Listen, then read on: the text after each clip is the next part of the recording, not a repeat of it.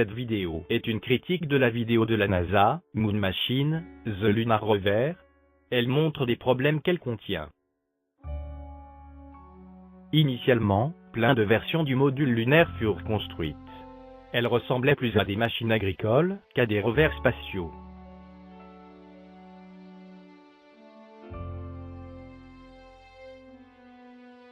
Au début, personne ne savait à quoi ressemblait la surface lunaire. On ne savait pas s'il était possible d'y faire rouler un véhicule avec des roues. Finalement, un véhicule spatial a pu s'approcher assez près de la surface lunaire pour pouvoir la voir assez près. Il s'est écrasé à la fin, mais il a pu envoyer des images de la surface lunaire jusqu'à ce qu'il s'écrase. Toutefois, à la cadence à laquelle il envoyait des images, et la grande vitesse à laquelle il s'est écrasé sur la Lune, il ne put fournir des images suffisamment proches du sol lunaire.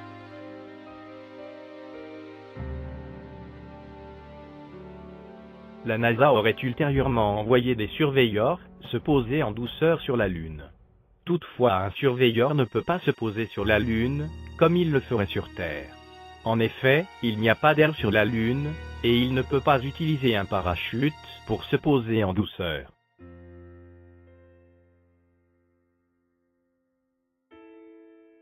L'engin spatial le transportant orbitait initialement la Lune à très haute vitesse, environ 6000 km/h, et Surveyor est descendu le long d'une longue parabole, qui était principalement horizontale.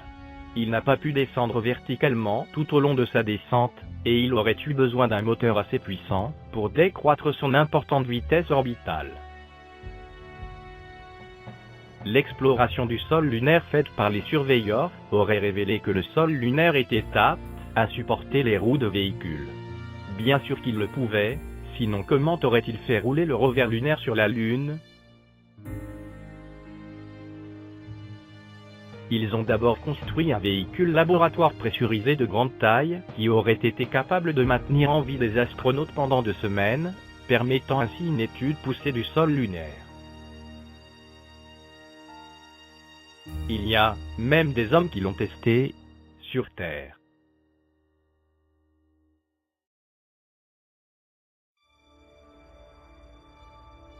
Mais seule une fusée géante aurait été capable de transporter ce monstre. Et envoyer une grande fusée sur la Lune, et la faire s'y poser était l'idée initiale de von Braun. Il devint toutefois bientôt évident qu'envoyer une grande fusée sur la Lune n'était pas techniquement faisable.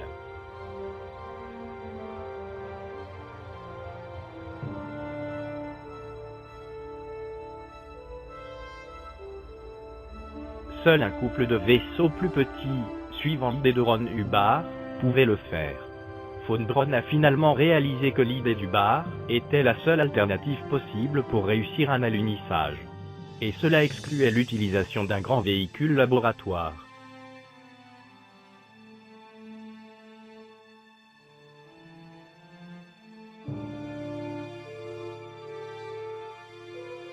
Mais, s'il n'était pas possible d'envoyer des véhicules lourds sur la Lune, il était encore possible d'en envoyer de plus légers, que des vaisseaux plus petits pourraient emporter.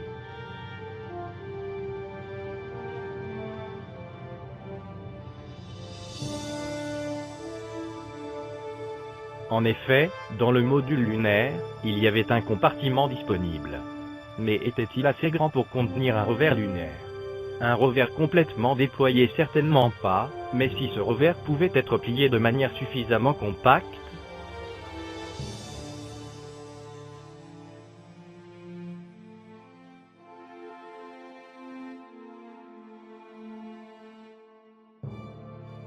un modèle réduit de rover lunaire a d'abord été fait.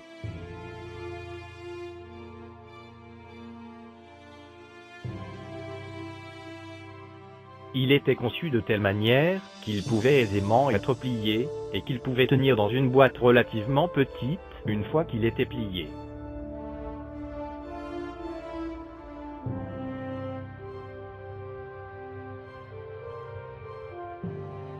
Le petit rover lunaire fut conduit dans le bureau de von Braun, qui fut très surpris et enthousiaste à propos de cette idée.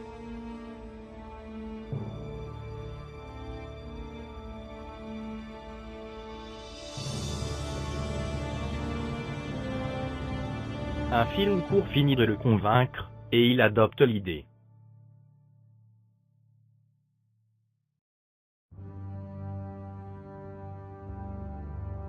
Maintenant que l'idée a été acceptée, un module lunaire en taille réelle devait être construit. Toutefois, le poids avait une importance critique. Plus de poids signifiait plus de carburant brûlé à l'alunissage.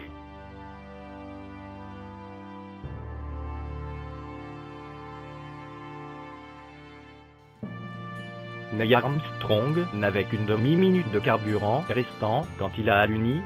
Quoique, lorsque nous regardons le sol lunaire sur la vidéo de l'alunissage, il paraît évident qu'il aurait pu se poser plus tôt, car nous ne voyons pas d'obstacle majeur qui l'aurait empêché de se poser. Des pneus ordinaires en caoutchouc ne pouvaient être utilisés, un nouveau type de pneu devait être inventé, un pneu qui pouvait rouler dans le vide, et qui ne craignait pas la crevaison. Un nouveau revêtement de roue a donc été conçu, fait avec du maillage de fil de fer renforcé au lieu de caoutchouc. Le pneu en maillage de fil de fer est testé sur un banc d'essai. Toutefois, dans ce test, la roue est maintenue au-dessus du convoyeur, elle ne pèse pas dessus comme le ferait une roue montée sur un essieu.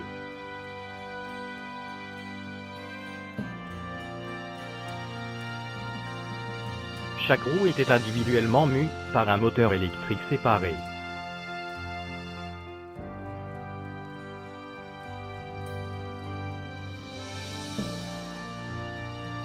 Il y avait aussi le problème de la température. Si la température devenait trop basse ou trop élevée, toutes les batteries cesseraient de fonctionner, et le revers s'arrêterait. Un système de refroidissement conventionnel aurait été trop lourd, et donc un système plus léger a été inventé, et, selon les ingénieurs, il était assez efficace. Enfin, c'est ce qu'ils disent.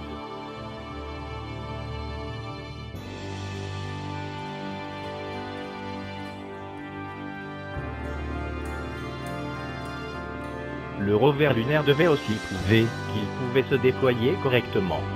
Mais, dans une démonstration, le déploiement s'arrêta au milieu de la manœuvre, et resta coincé. Régler cela, ou laisser tomber, fut l'avertissement.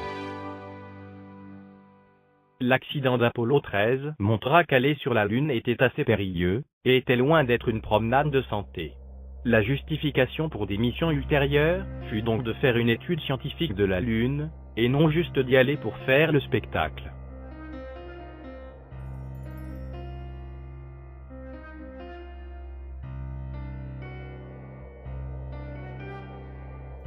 Et le rover lunaire contribuerait à aider pour faire cette étude scientifique, en permettant aux astronautes de faire des excursions plus longues.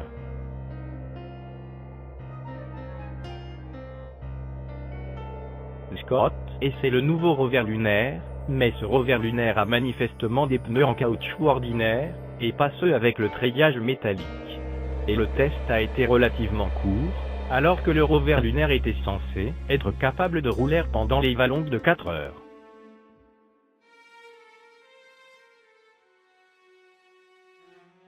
Le rover lunaire est aussi testé en gravité réduite, en utilisant des câbles de suspension pour alléger la gravité. Toutefois, le sol sur lequel le rover roule n'a que de petites roches, loin des roches assez grosses que l'on peut voir sur les photos d'Apollo 17. Une caméra de télévision est ajoutée à l'équipement du rover, ce qui a contrarié les ingénieurs qui considèrent que c'est un surpoids pour le rover, alors qu'ils essaient de l'alléger au maximum. Cette caméra sera capable de filmer les activités des astronautes sur la Lune.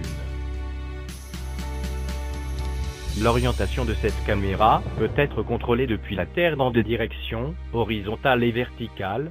Elle peut aussi zoomer.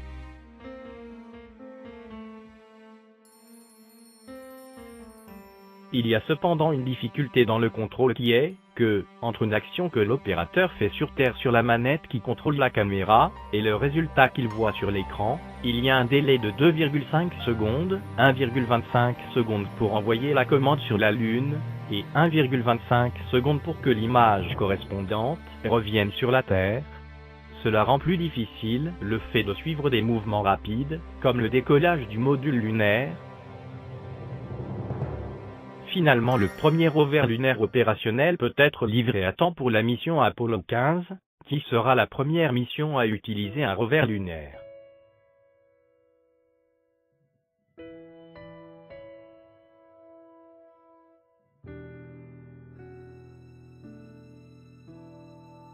Apollo 15 décolle avec le rover lunaire à l'intérieur. En tout cas, c'est ce que nous sommes censés croire.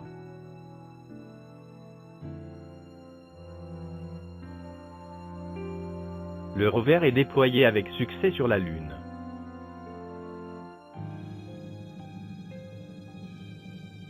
Mais il y a, toutefois, un problème. Lorsque les astronautes examinent le rover, ils réalisent que les roues avant ne peuvent pas être tournées. Heureusement, les roues arrière peuvent être tournées, sinon le rover lunaire n'aurait pas pu être utilisé, à part pour aller tout droit. Vous savez pourtant qu'il est plus facile de contrôler une voiture quand elle avance que quand elle recule, et pas seulement à cause de la difficulté de voir en arrière. Il est plus facile de prendre les virages quand on va en avant que quand on va en arrière, et maintenir le véhicule en ligne droite est aussi plus aisé. C'est pourquoi, sur tous les véhicules, ce sont les roues avant qui tournent, et pas les roues arrière. Cela ne veut pas dire que le rover lunaire ne pouvait tourner si seules les roues arrière pouvaient tourner, mais que le rover n'était pas aussi manœuvrable que si les roues avant avaient pu être tournées. Donc, dans la logique d'Apollo, s'il y avait un choix à faire entre les roues avant ou les roues arrière qui ne pouvaient tourner, cela devait définitivement être les roues avant, comme si la loi de Murphy devait absolument être respectée. Et, sérieusement, est-ce que cela a du sens que la rotation des roues avant n'aurait pas été testée avant d'envoyer le rover lunaire sur la Lune? Le rover roule à présent sur la supposée Lune. Mais qu'est-ce que la caméra télévision filme exactement sur cette séquence?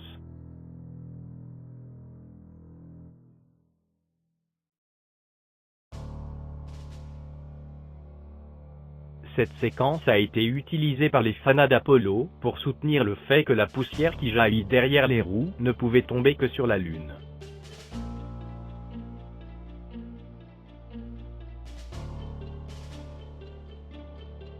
Mais, si vous regardez attentivement, vous pouvez vous apercevoir que la poussière ne jaillit pas directement depuis les roues, mais un peu après. Cela signifie qu'il y a quelque chose d'autre qui la fait jaillir, quelque chose qui est hors champ. Et que voyons-nous dans cette séquence? Que sont ces flocons blancs que nous voyons tomber sur le rover? Neigerait-il sur la Lune? Le décollage du module lunaire n'aurait pas pu être correctement filmé dans Apollo 15, parce que la caméra télévision se serait coincée et refusa de se lever.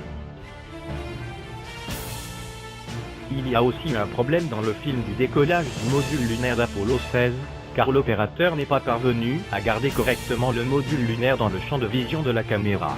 Il avait du mal à suivre le mouvement du module. Dans Apollo 17, cependant, il commençait à avoir quelque expérience, et il a réussi à suivre le décollage du module lunaire pendant quelque temps, de sorte que nous avons pu voir que le moteur du module de remontée n'avait pas de plume, ainsi que le fort mouvement de balancement du module, avec une amplitude croissante, quelque temps après le décollage.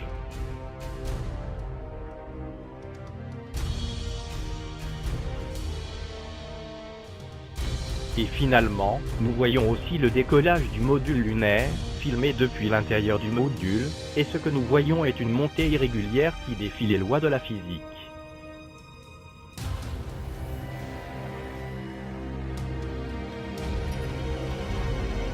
Voici maintenant quelques faits qui font fortement douter que le rover ait jamais roulé sur la Lune. Ils placent une protection contre la poussière sur les batteries alors que le rover roule, afin d'empêcher la poussière lunaire de venir sur la surface des batteries. Ils enlèvent seulement cette protection quand le rover est parqué près du module lunaire, afin de permettre la recharge des batteries. Mais cela n'a pas de sens. Sur la Lune, différemment de la Terre, la poussière ne peut pas tourbillonner, et il n'y a donc pas de raison que la poussière vienne sur les batteries. D'un autre côté, laisser les batteries exposées au soleil permettrait de recharger un peu les batteries alors que le rover roule, et accroîtrait donc la portée du rover. Ceci est le schéma de la console, permettant de contrôler le rover lunaire. Sur le côté gauche de la console, il y a un indicateur d'angle qui permet d'informer l'astronaute sur les angles du rover autour des axes horizontaux. Cet indicateur est une boîte contenant deux systèmes de mesure d'angle qui sont placés perpendiculairement l'un à l'autre. Ces systèmes de mesure d'angle utilisent le principe du pendule pour fonctionner. Ils utilisent la gravité lunaire pour connaître la verticale exacte. Ils sont bien sûr plus sophistiqués que ce que je montre ici, qui a seulement pour but d'expliquer le principe de la mesure. Ces systèmes mesurent l'angle de rotation autour de l'axe qui est perpendiculaire à leur plan, et c'est pourquoi ils sont placés perpendiculairement l'un à l'autre. L'angle de roulis, roll, est l'angle de rotation autour de l'axe longitudinal du rover, et l'angle de tangage, pitch, est l'angle de rotation autour de l'axe horizontal qui lui est perpendiculaire. Normalement, l'indicateur est orienté de manière que l'astronaute puisse lire l'angle de roulis en face de lui. S'il regarde sur le côté gauche, il peut lire l'angle de tangage, mais cela ne lui est pas très commode, pour ne pas dire impossible. C'est pourquoi l'astronaute a la possibilité de tourner manuellement cet indicateur d'un quart de tour dans le sens inverse des aiguilles d'une montre, de sorte qu'il puisse lire l'angle de tangage à la place. Mais c'est ridicule, s'il tourne l'indicateur d'un quart de tour, les deux systèmes de mesure vont aussi être tournés d'un quart de tour, ce qui signifie que celui qui est censé mesurer l'angle de roulis mesurera en fait l'angle de tangage, et vice-versa. Quoique la mesure d'angle que l'astronaute a en face de lui s'appelle à présent tangage, pitch, c'est encore un angle de roulis que l'astronaute lit. Le fait de tourner l'indicateur ne change rien. Si l'astronaute veut vraiment connaître l'angle de tangage, la seule solution est qu'il regarde sur le côté de l'indicateur alors qu'il est en position normale, ce qui lui est presque impossible. La documentation dit que les angles de roulis et tangage sont envoyés au système de navigation afin de permettre sa mise à jour. Mais, si l'astronaute tourne l'indicateur, non seulement cela ne lui permettra toujours pas de lire l'angle de tangage, mais de plus la navigation interprétera faussement les angles, et utilisera l'angle de tangage à la place de l'angle de roulis et vice-versa, puisque la rotation de l'indicateur est purement manuelle, et le système de navigation n'est pas informé de sa rotation, et ne sait donc pas que les angles sont échangés. Comme la Lune n'a pas de pôle magnétique, une boussole ne fonctionnerait pas sur la Lune. Lorsque Charlie Duke a été interrogé par James May, et qu'il lui a été demandé comment les astronautes pouvaient s'orienter avec le rover, et retrouver leur chemin vers le LEM sans boussole, Charlie Duke a répondu qu'ils n'avaient qu'à suivre les traces des roues du rover, pour retrouver leur chemin vers le module lunaire.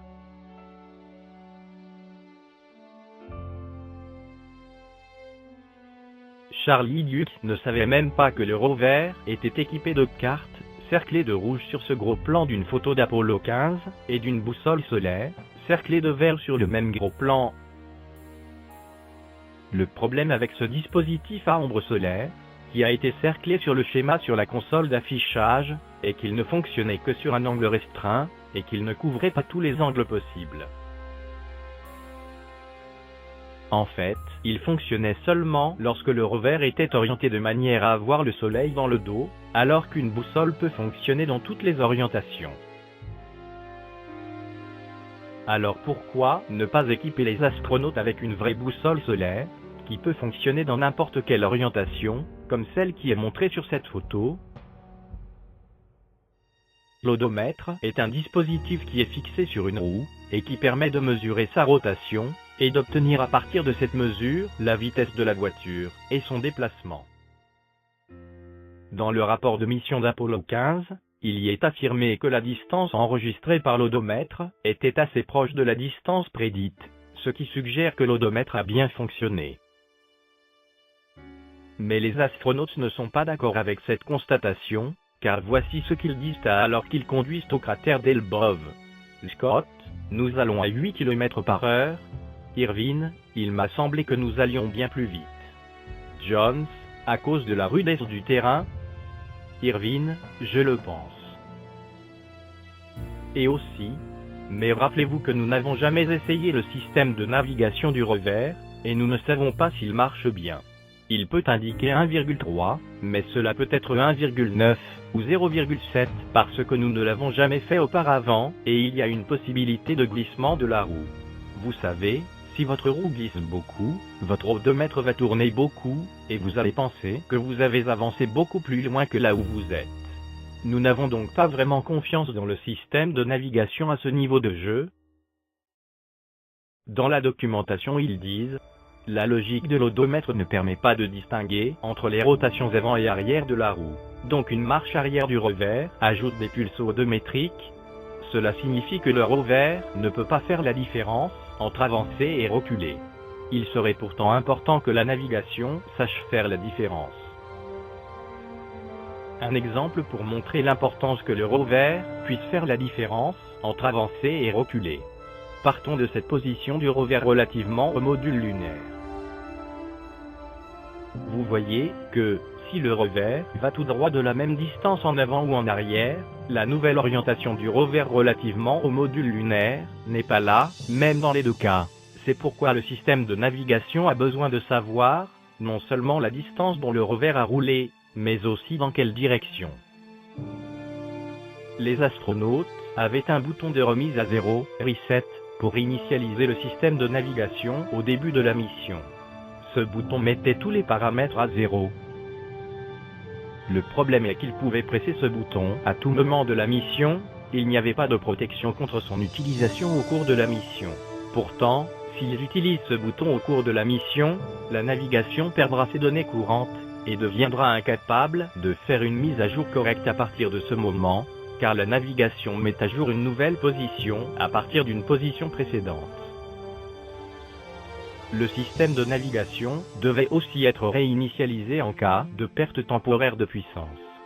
Dans la documentation, ils disent que le rover devait rouler sur 50 mètres après le début de la réinitialisation avant que les données de navigation redeviennent valides.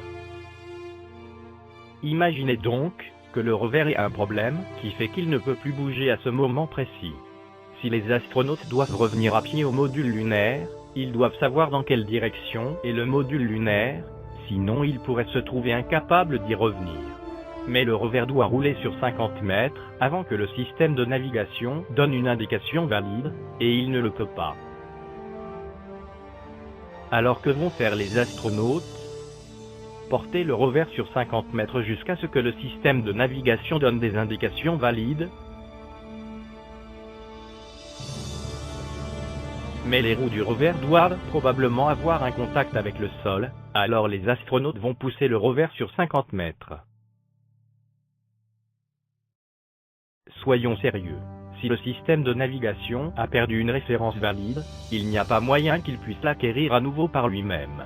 Après avoir roulé sur 50 mètres, le système de navigation aura fait une mise à jour à partir d'une référence invalide, et aura encore une référence invalide. La seule manière de réinitialiser le système de navigation serait de lui fournir une référence valide. La seule solution serait de faire émettre un signal par une antenne, et d'orienter l'antenne jusqu'à obtenir le meilleur signal en retour depuis le module lunaire. La distance du module pourrait être acquise en mesurant le délai entre le signal émis et le signal reçu. Mais, et c'est là tout le problème, le système de navigation est incapable d'orienter les antennes par lui-même. Les deux antennes sont orientées manuellement par les astronautes. Ils ont prévu des commandes de rotation automatique pour la caméra, mais ils n'ont rien prévu pour les antennes. Pourtant le fait de permettre la rotation commandée des antennes aurait permis, non seulement de les orienter automatiquement de manière à toujours avoir la meilleure réception, mais aurait aussi permis de faire une réinitialisation du système de navigation, et ceci est essentiel pour la sécurité des astronautes, car, s'ils ne savent pas où se trouve le module lunaire, et sont incapables d'y retourner, cela pourrait signifier la mort pour eux. Mais envoyer des images vers la Terre, est plus important que la sécurité des astronautes, n'est-ce pas? Donc, pour conclure, une fois que le système de navigation a perdu sa référence, il n'y a pas moyen qu'il puisse la recouvrer, parce que rien n'a été prévu dans ce cas. Ceci est la manière dont la documentation montre qu'un astronaute était attaché avec une ceinture de sécurité. Si un agent vous voyait attaché de cette manière, vous pourriez être sûr de récolter une amende pour être mal attaché. Cette ceinture de sécurité ne garantit certainement pas la sécurité de l'astronaute. Lorsque le rover était déployé, c'est pratiquement un châssis nu, car il n'aurait pas été possible de le plier avec tout l'équipement dessus. Cela signifie que l'équipement devait être monté dessus après le déploiement du rover.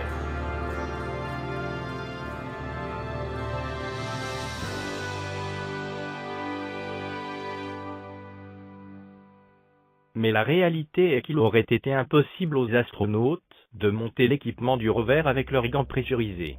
D'ailleurs, nous ne voyons pas les astronautes faire ce travail de montage.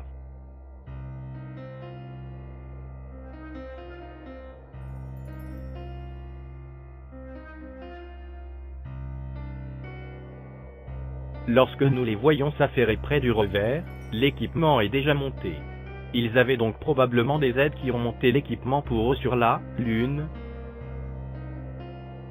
L'astronaute devait grimper sur le module lunaire pour l'atteindre.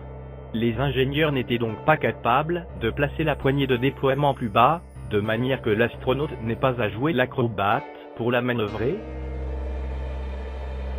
Cette figure montre comment la caméra télévision était installée. Deux pivots de support du LCRU, respectivement cerclés de rouge et vert, rentraient dans deux réceptacles de bord, également cerclés de rouge et de vert. Mais, ce qui est étrange est que la distance entre les deux pivots de support est nettement plus grande que la distance entre les deux réceptacles dans lesquels ils sont pourtant censés rentrer. Est-ce que les distances sont élastiques sur le rover? Sur cette photo d'Apollo 17, référencée AS 1734 20453, il y a quelque chose d'étrange si nous faisons un gros plan de la batterie. Sérieusement, comment se fait-il que cette batterie apparaisse aussi endommagée? Certains adeptes d'Apollo ont essayé d'expliquer que la batterie n'est pas endommagée, mais qu'il y a quelque chose qui l'ombre. Le problème avec leur explication est qu'il n'y a rien au-dessus de la batterie qui a la forme de cette ombre. Et, au milieu de la partie noire, on voit un morceau de la batterie qui est manifestement plus bas que le reste de la batterie. Si nous comparons le support de la caméra télévision sur les photos AS 1734 20453 et AS 1734 20477, pourquoi voyons-nous des boulons du support apparaître nettement plus blancs sur la seconde photo que sur la première? Vous pourriez dire que c'est parce que ce côté est plus ensoleillé sur la deuxième photo que sur la première, mais vous voyez que ce n'est pas le cas, la plus grande partie de ce côté est plus sombre sur la deuxième photo que sur la première. L'explication du côté étant plus ensoleillé pourrait à la rigueur convenir pour le haut du côté, mais pas son bas. Sur cette photo d'Apollo 15, référencée AS 1592 12434, pourquoi le haut du siège du passager apparaît-il anormal? Sur cette photo, AS 1585 11411, sur le côté de l'ombre de la roue qui est le plus proche du photographe, nous voyons les ombres des rivets qui ont été cerclés de vert. Mais, sur le côté opposé de l'ombre de la roue, sur la partie qui est cerclée de rouge, nous ne voyons pas les ombres des rivets. Est-ce que les rivets sont partis sur cette partie de la roue? Sur cette photo d'Apollo 17, AS 1746 22296,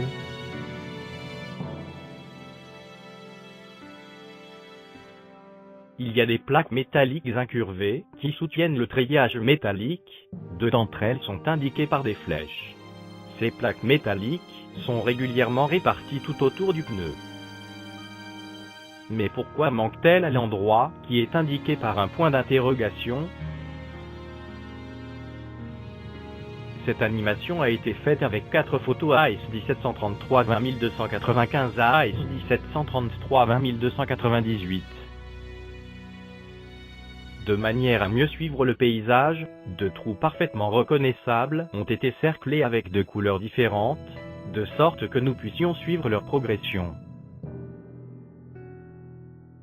À la manière dont la caméra de télévision apparaît sur les photos, le rover progresse normalement approximativement dans la direction indiquée par la flèche verte. Mais à la manière dont nous voyons les trous se déplacer sur les photos, ils se déplaceraient en fait dans la direction indiquée par la flèche rouge. La NASA ne nous a pas dit que le rover était capable de se déplacer latéralement. La meilleure séquence avec le rover est probablement celle-ci.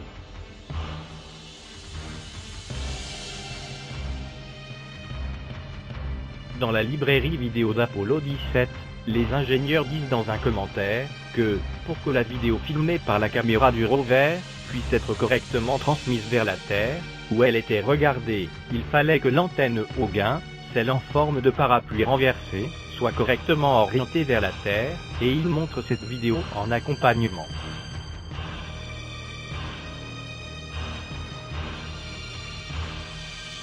Vous voyez bien que, sur cette vidéo, l'antenne, dont on voit l'ombre, danse, la gigue, et ne reste certainement pas correctement orientée vers la Terre. Et, malgré cela, la qualité de la vidéo n'en souffre pas, et reste la même tout au long de la séquence, ce qui est contradictoire avec ce que les ingénieurs ont dit. Mais tous ces problèmes n'empêchent pas les admirateurs d'Apollo d'avoir une fascination absolue pour le rover lunatique.